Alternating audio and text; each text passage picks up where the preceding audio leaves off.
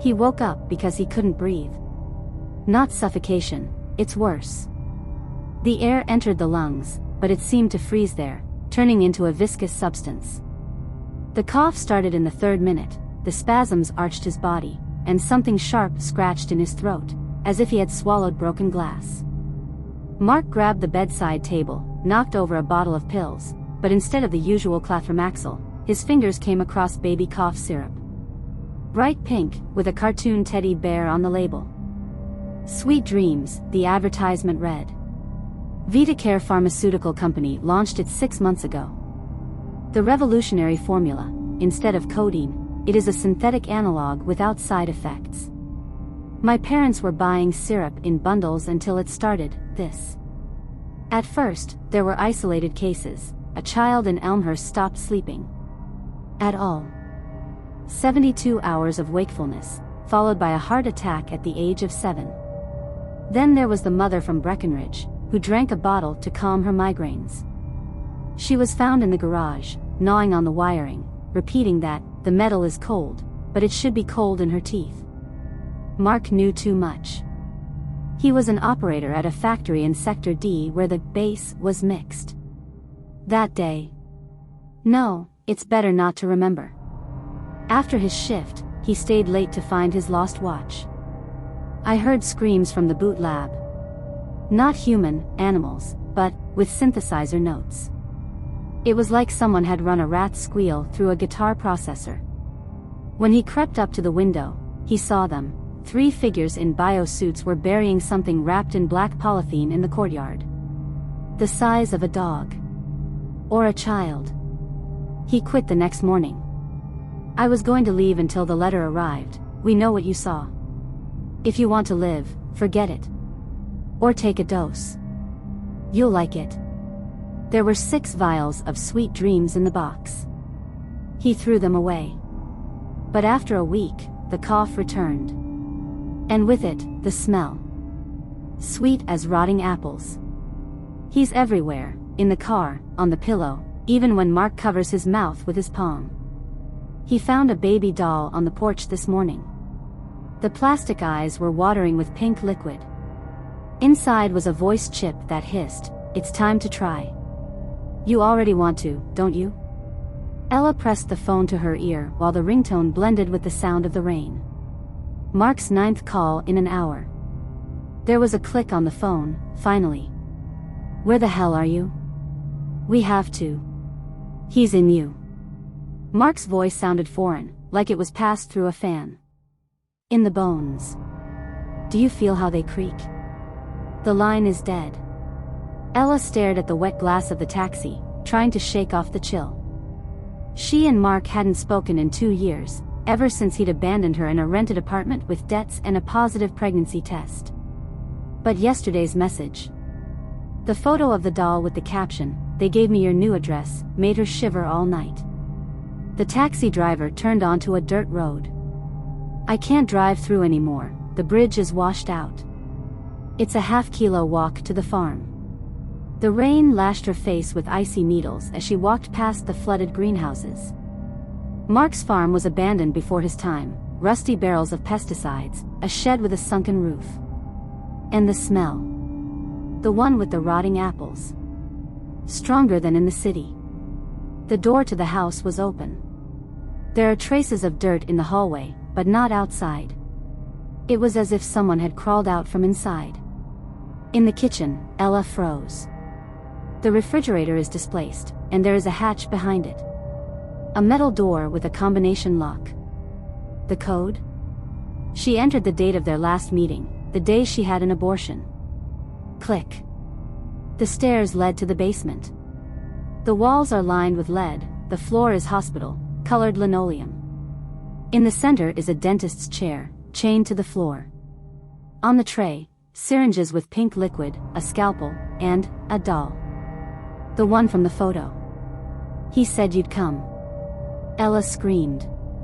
Mark was standing in the corner, his face hidden in shadow. His movements are timid, as if he was learning to walk anew. "What's the matter with you?" "They improved the formula. Now she is." He clings. He came out into the light. The skin is cracked like dried clay. There are pink crystals in the places of the cracks, similar to sugar. Cough first. Then the voices. Then, you become a package. Comfortable. He sprinted forward. Ella shrank back towards the stairs, but Mark was faster. Cold fingers dug into his shoulder and dragged him to a chair. Don't be afraid. It doesn't hurt. Simply. Don't breathe. She kicked him in the knee with her heel. The bone cracked, but Mark didn't let go. His neck stretched out unnaturally, his mouth opened wider than a human, and Ella saw them. Threads. Pink, translucent, like dried mucus. They were coming out of his throat, reaching for her face. Suddenly Mark was shaking. The threads went limp, and he collapsed to the floor, twisting in convulsions. Pink foam gushed out of his ears. Throw them away. He exhaled, and Ella noticed that the crystals on his skin were melting, turning into steam, within a radius of 20 miles. Mark's body convulsed in a final spasm and fell silent. Ella rushed to the stairs, but a creak stopped her. The doll on the table turned its head. The plastic eyelids fluttered shut. Mom? You're not going to leave me, are you? Ella pressed herself against the wall, not taking her eyes off the doll. The plastic fingers moved, scratching the table. A board creaked somewhere in the house. You're not alone, hissed a voice from the toy.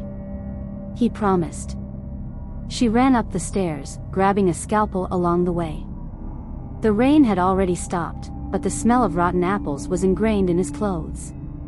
A black SUV with tinted windows was parked at the farm gate. A woman's hand in a black glove stuck out of the window. Sit down. If you want to survive. Nina was driving. Mark's former colleague at VitaCare, the one with whom he spent nights on business trips while Ella paid off the loans for their shared apartment. Nina has a scar on her face from ear to chin, as if someone had cut her face with a ruler. Don't look like that. This is a side effect from the second generation of syrup. She touched the scar. Mark didn't tell you anything? Typical. He liked to play the noble sufferer. Ella clutched the scalpel in her pocket. Are you here to kill me? I'm here because he owes me. Nina took out a cigarette. The VitaCare logo flashed in the lighter. 3 years ago, we developed an antidote with him. Until he got cold feet and leaked the data to the activists. Me for that, she waved at the scar, reformatted. The car pulled onto the highway.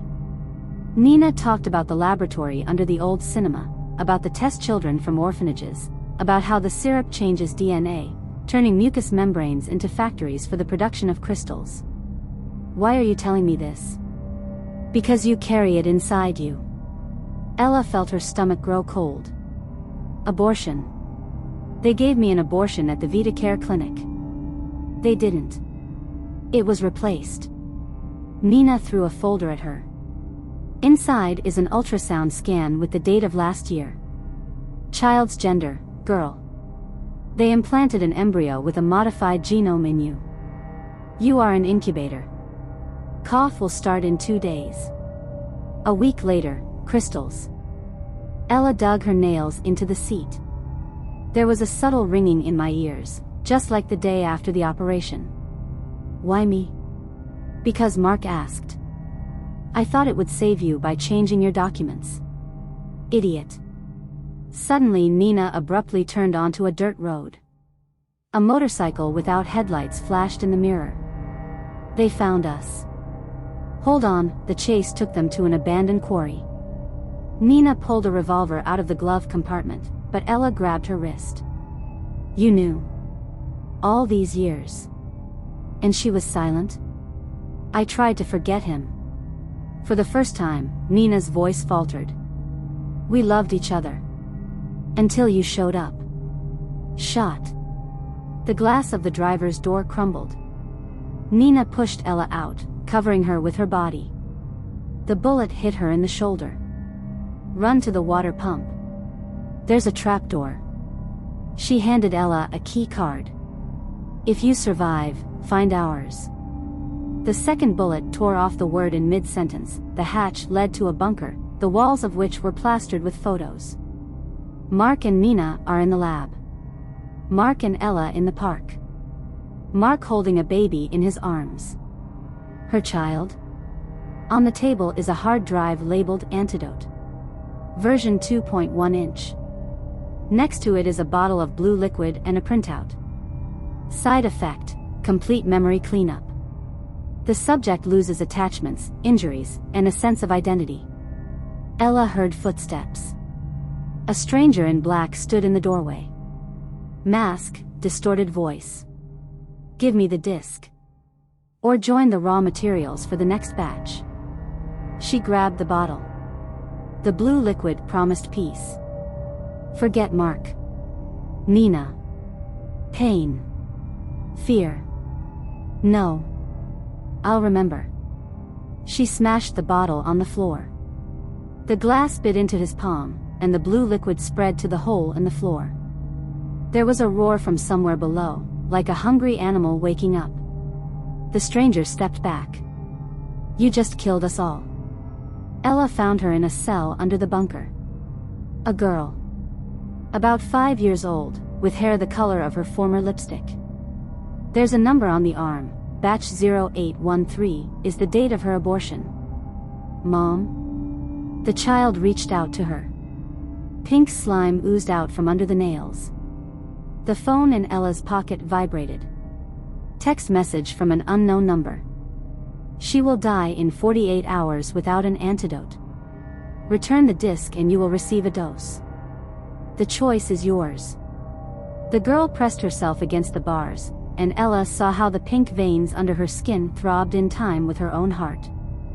It wasn't a child, it was a report. Living proof that her body had served as a laboratory for years, even when she was crying in the shower, washing off the smell of hospital antiseptic. Mom, I'm cold. The voice sounded like Mark's in their early days, when he still didn't smell like a lie. Ella squatted down, not daring to touch. The sleeve of her sweatshirt rolled up, exposing her wrist. Where the vein should have been, there was a gaping scar in the shape of a DNA spiral. She'd always thought it was a drip mark, but now she realized it was a trapdoor. The place where they picked up and planted, erased and overwritten. The phone vibrated again. New message, photo of Nina in a pool of blood, her fingers clutching a piece of a map marked Laboratory Number 7. Caption, she could have been your sister. Now it will become fertilizer. The girl coughed. Pink saliva with shiny patches remained on the palm. Does it hurt? Ella didn't recognize her own voice. It sounded like Mark's in the basement, cracked, as if his throat was full of shards. Only when I think about you. They came to the surface through a ventilation shaft. Dawn flooded the quarry with bloody light, and in the distance the pipes of the VitaCare plant could be seen.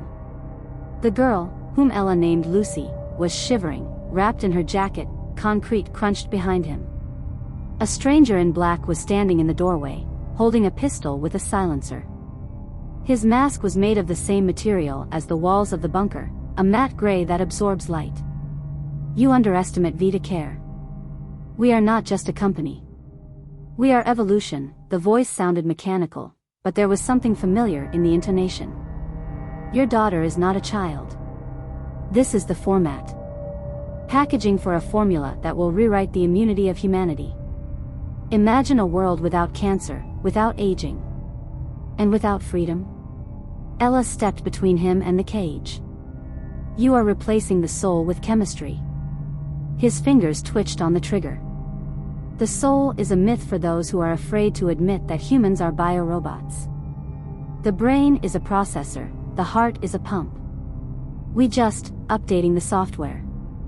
He pointed the gun at the girl. Ella rushed forward, but the shot went off earlier. The bullet pierced her shoulder, knocking her against the wall. The stranger coughed. Pink foam flowed out from under the mask. No. Not now.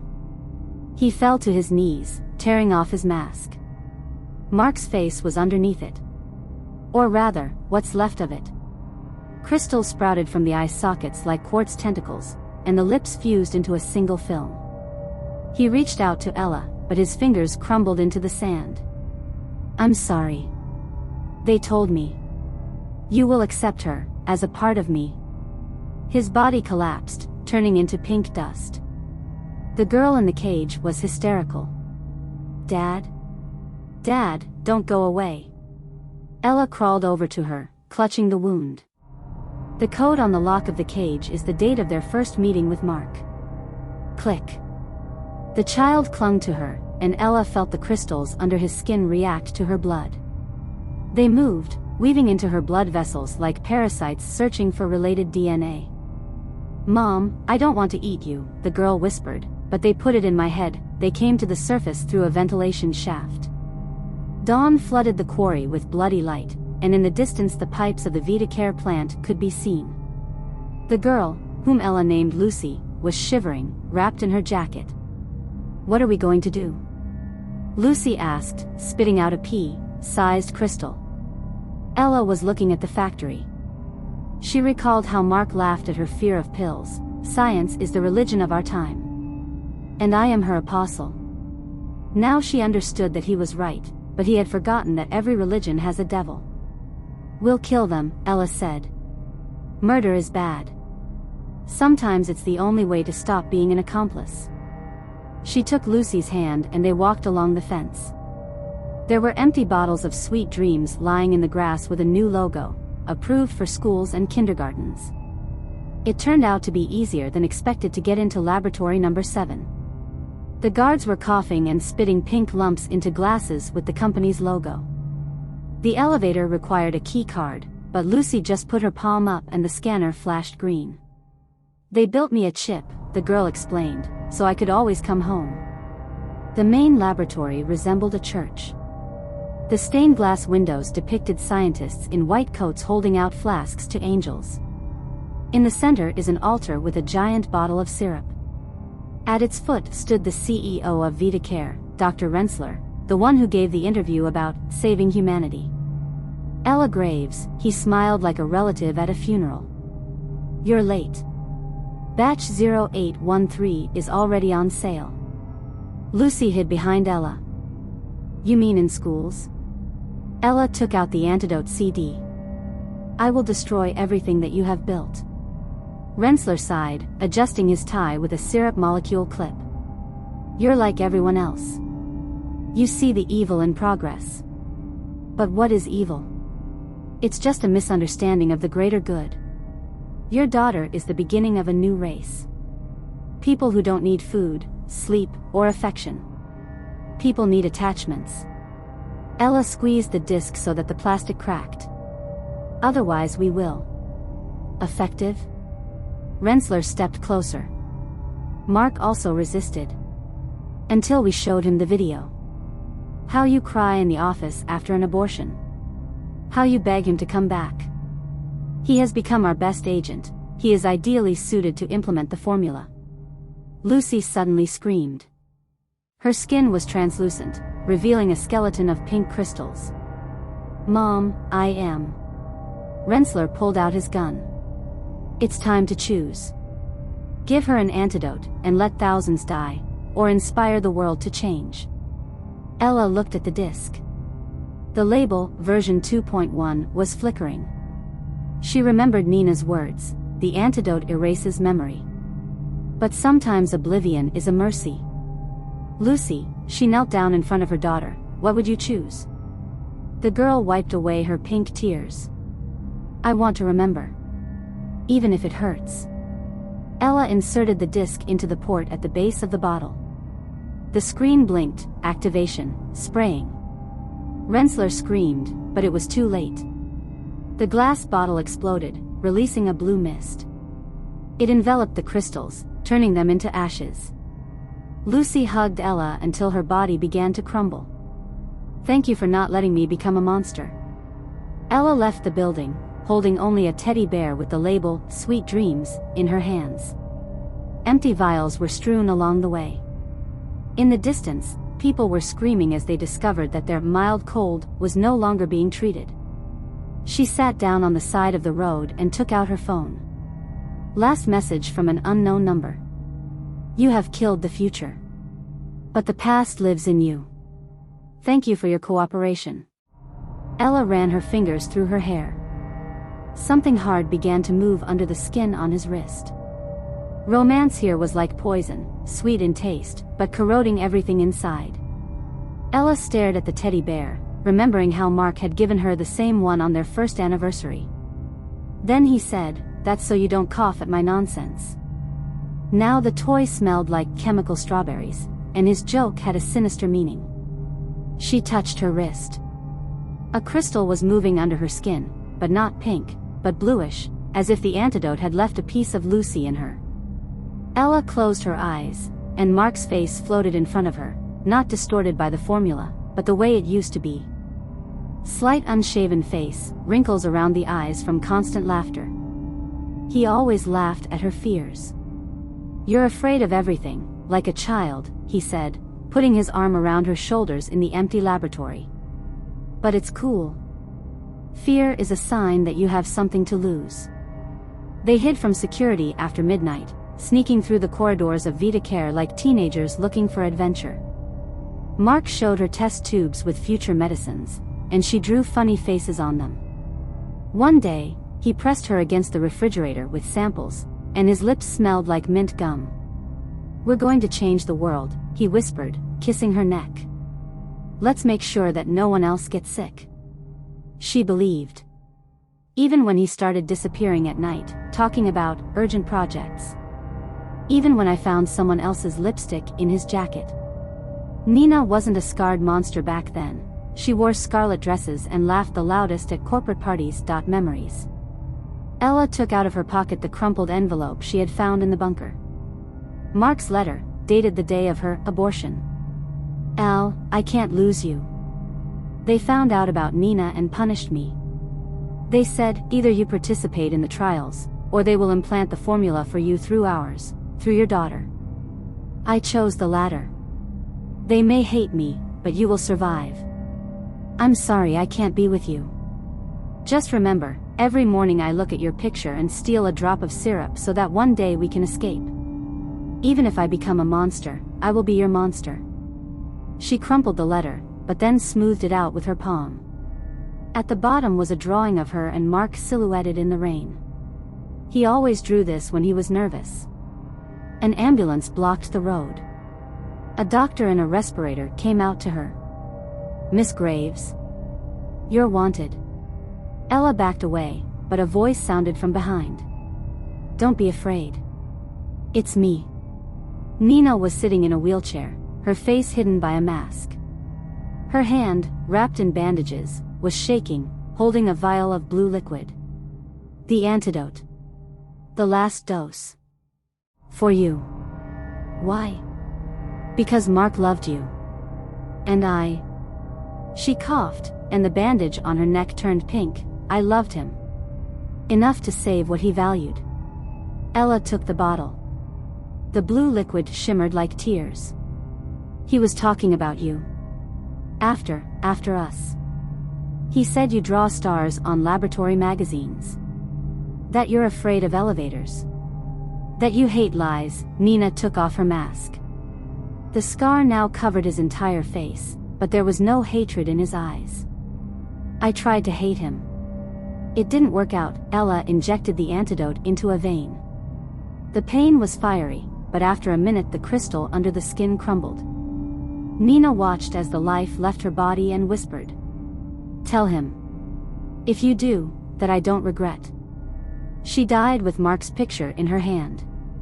He was cheerful there, with cream smeared on his cheek from a cake stolen from the VitaCare kitchen. Ella came to the old pier where she and Mark used to feed the seagulls. The wind carried the smell of salt, not rotting apples. In his pocket is the last vial of syrup stolen from the laboratory. "You promised we'd run away," she said into the void, pulling out a teddy bear. "So I ran away." She opened the bottle. The pink liquid glistened in the sunset. A sip and the world began to sparkle with colors. She saw him, not a monster, but a man. Mark walked on the water, holding out his hand. "I'm sorry," Ella whispered, pouring the syrup into the sea. "I don't want to forget." The waves turned black, and the seagulls soared up, screaming. Somewhere in the depths, there was a rumble, as if an ancient creature had woken up. But Ella was no longer afraid. She stared at the horizon, feeling the crystals inside her singing the same song that Mark had once sung. Ella was standing at the entrance to VitaCare's headquarters, clutching a flash drive in her hand.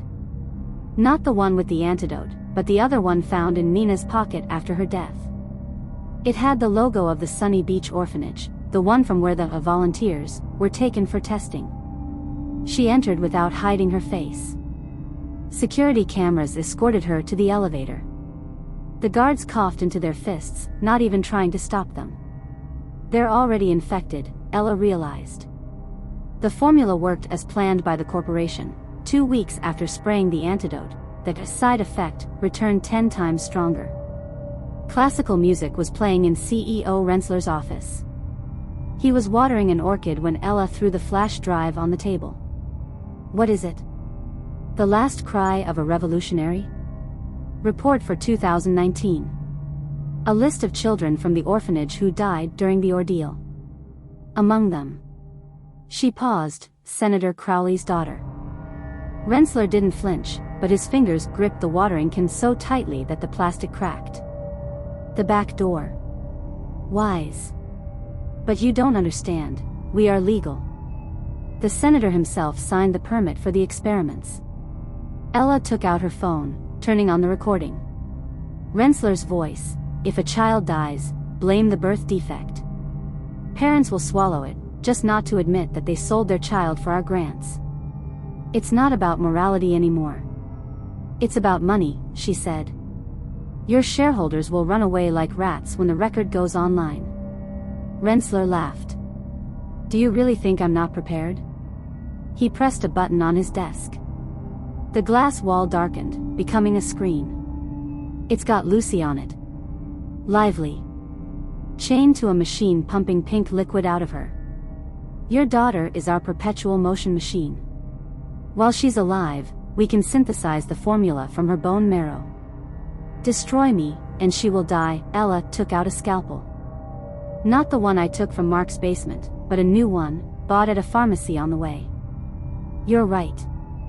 I can't save her." Finally, reasonable thoughts. "Therefore, I will save those who are still available." She stabbed the blade into her arm, deep to the bone. Rensler jumped up, but it was too late. Ella pulled out a bloody crystal, bluish like her antidote.